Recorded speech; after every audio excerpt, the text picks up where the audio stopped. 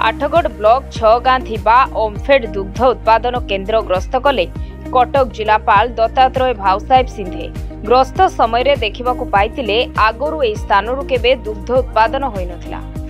सरकार को ओमफेड पक्षरु ए अभिनव प्रयास पर एबे 200 लिटर ऊर्ध्व दुग्ध उत्पादन होता बेले आगु केमिति 2000 लिटर को वृद्धि करा जिवो से दिगरे आगु प्रयास करा जिवो बोली कहिसंती जिलापाल। ओमफेड चाषी मानक दुग्ध संग्रह केन्द्र संबंध में आलोचना करने सह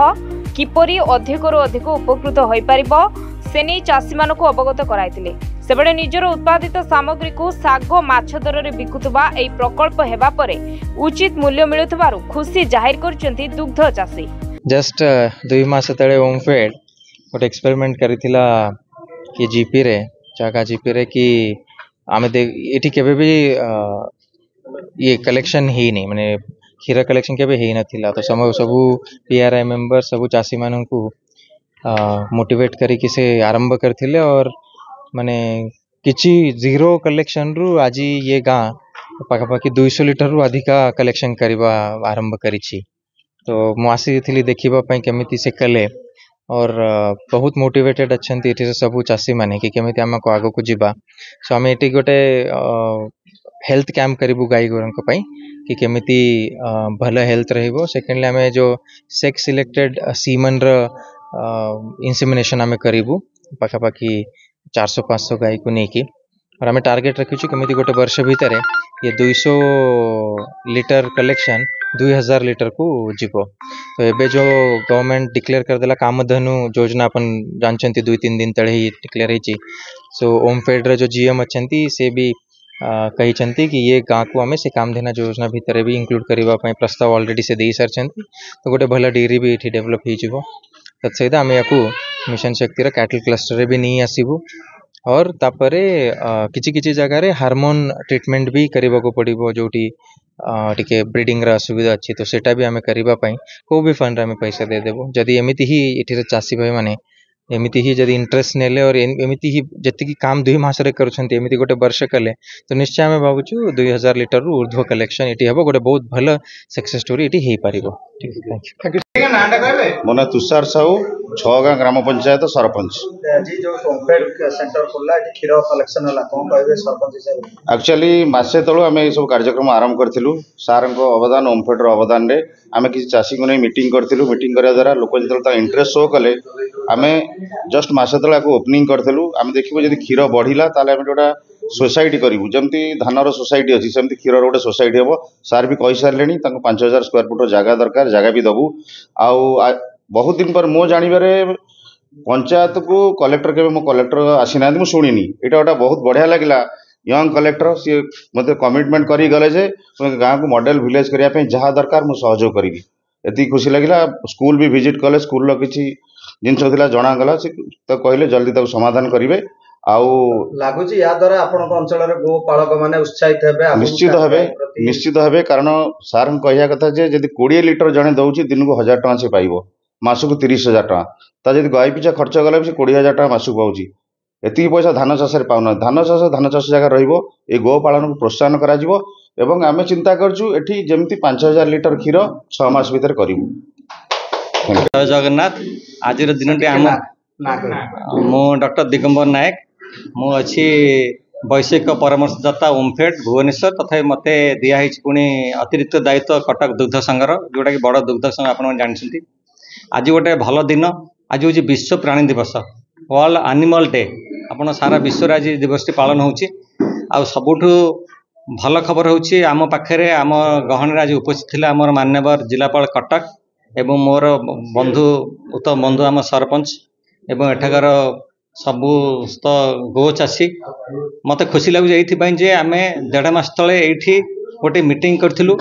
सरकार जो आभिमुख्य थिला गो जातिर उन्नति सेटा ये प्रतिफलित होइछि जे जो एरिया रे गाई अच्छी क्षीर अच्छी किंतु चाषी भाई माने तांको क्षीर को माने साग माछ थर बिकुछंती से समय आमर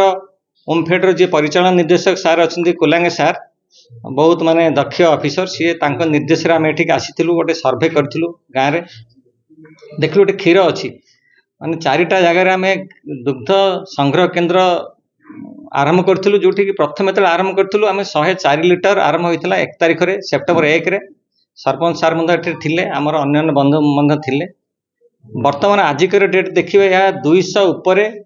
200 लिटर उपर माने पारी हो गलानी एटा बड़ खुशी जिनस आ सबुठ भल जिनस होची जे एठे जो बैंक अच्छी पीएनबी पंजाब नेशनल बैंक सेठी सबु चाषी माने तांगर अकाउंट खोली एवं प्रथम ओमफेड जे आप हिसाब देखिए प्रति 10 दिन ये पेमेंट करे प्रथम 10 दिन एठे मु हिसाब करी 43,000 टंका चाषी को अकाउंट जाइए द्वितीय 10 दिन में प्राय 59,000 तृतीय 10 दिन चली आजिकल भितर पैसा पड़े जो भावुँ ये 70,000 क्रॉस कर छोट जिन नुहे आज्ञा गोटे चाषी भाई गोटे टंका बहुत उपकारी मेन मोटो कौन मेन मोटो हूँ सरकार जो एरिया रे क्षीर अच्छी क्षीर बिक्री बाटर असुविधा होची सेठी ओमफेड पहुँची जो आम पहुँचुचे आज एठू क्षीर संग्रह है तार निहाती आप जानते जे क्षीर हूँ गोटे माने पेरिसेबल आइटम सहजरे सेटा नष्ट हो जाए तेणु आम उचित पदक्षेप नहीं कि एठू नौचे आम खुंटकटा जो आम चिलिंग यूनिट अच्छी क्षीर तापमात्रा यदि 30 डिग्री सेंटीग्रेड धरा जाए सेठी आम 4 डिग्री सेंटीग्रेड मेंटेन होगापर आमर बड़ प्लांट जो अरियल प्लांट को सेठी प्रोसेसिंग होगा जाऊँगी तेणु चाषी बहुत दिन स्वप्न आज पूरण होगा जाऊँगी आउ गोटे कही रखे जे 3 दिन तले जो राज्य सरकार बजेट में पास कले मुख्यमंत्री कामधेनु योजना अंतर्गत ये हूँ क्षीरधारा केन्द्र प्रति क्षीरधारा केन्द्र स्थापन हम प्रति पंचायत आगामी 5 वर्ष भितर यहाँ केंद्र सरकार और राज्य सरकार मटो अच्छी जोटा कि आम जिते आम पाक टार्गेट आसला कटक जिला 10टी आ कटक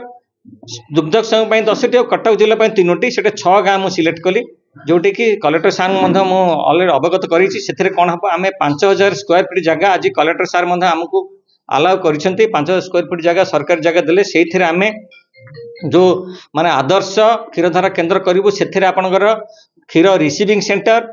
वेटिंग हॉल चाषी मैंने बसवे गोटे कॉन्फ्रेंस हॉल हम चाषी मैंने मीटिंग करेंगे गोखाद्य भंडार हम जमी देखो गोखाद्य ये बाहर रही आपणकर गोटे मेडिसिन स्टोर हम तेणु यही जिनस आप आगामी भावुँ 6 मास भितर घरटे है सबुतिक जी पैसा खर्च हम राज्य सरकार बजेट रे अंतर्भुक्त अच्छी चाषी माने मुह फेरे तापर बहुत गुड़े कार्यक्रम अच्छी आपणकर घास चाष आगामी दिन में घास चाष जो मैंने करेंगे एकर चाष आप 35,000 टंकार अनुदान राशि सरकार देवे सेटा मुझे डिस्कसन कर प्रथम मीटिंग रे द्वितीय एवं चली सेप्टेम्बर 1 रु आगामी फेब्रुआरी 28 पर्यंत गोटे इनसेंटिव जी क्षीर रेट जड़े चाषी पाँच 35 टंका बर्तमान 5 टंका एक्सट्रा दिहब जी कंटिन्यूअस 6 मास से क्षीर दिए ताले 5 टंका एक्सट्रा ता अर्थ चाषी ठीक मार्च 15 रु 20 भितर से गवर्नमेंट तार अकाउंट को दब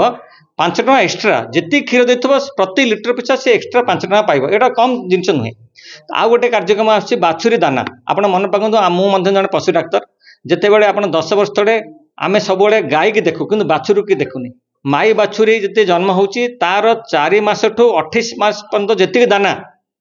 दरकार होची आम हिसाब कर प्राय 3,000 केजी दाना दरकार होची 1,500 केजी दाना सरकार देवे से व्यय जो 5 वर्ष योजना रे व्यवहार होती चाषी मैंने तार लाभांश ने तेणु मु आउ किसी अधिक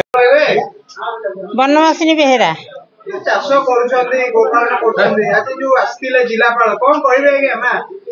आमे चाहूँ गोटे गोटे गाई आम पाखे बर्तमान अच्छे आमर से आर्थिक नाई जेहेतु जब सरकार आमको कि साहाय्य करते ताहले आम आउ टिके गोपालन रे आगु जावाक चाहूँ आगुरी क्षीर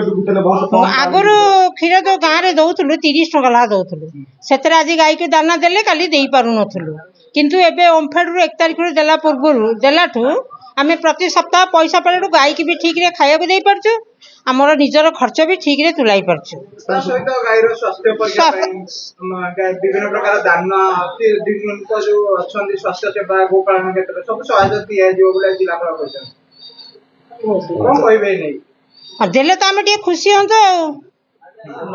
उन्नति पथ को जातु आउ टे जेहेतु आम ग्रामांचल यही घरे जो लोक मैंने से कौन अच्छी ये गाई गोटे गोटे करके किसी भी परिवार से माने भी ऊपर को उठे पारे मु निज कथा कहूँ मुझे गाई रखी निजे किसी उपकृत भी होती बर्तमान चाहूँगी आगू टे अधिका पैसा पत्र टे गवर्नमेंट रो साहाय्य मिले आउ टे उपकृत हम बोली चाहूँ। धन्यवाद। दीपन कुमार दास पर्वतिया घर आज्ञा आम जड़े चाषी एवं आमर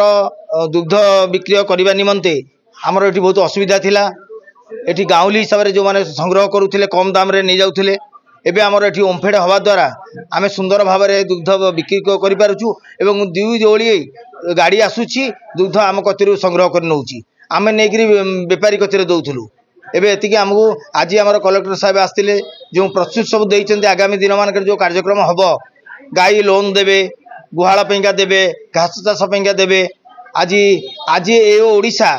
एवं 6 गाँ ग्राम पंचायत जेतिक उन्नति करिछि आगामी दिन मानकर सेते आहुरी अधिक उन्नति करिवो अधिक चाषी बढ़िबे एवं अधिक क्षीर मध्य बढ़िबो चिकित्सा पेंगा कहिचंती हमर पशु डाक्टर आसीबे भीएस आस्तिले आज गुरझाटिया भीएस एवं से कहिचंती स्वास्थ्य भित्तिक जेतिक कार्यक्रम रहिछि समस्त कार्यक्रम रे से सहयोग करिवे एवं गाई आनी ताको परीक्षा करिवे एवं गाई की स्वास्थ्य भल रहिबो क्षीरर मान बढ़िबो सेही परी कार्यक्रम हबो। आठगोडरू मिनती प्रतिहारी रिपोर्ट न्यूज 8 ओडिया।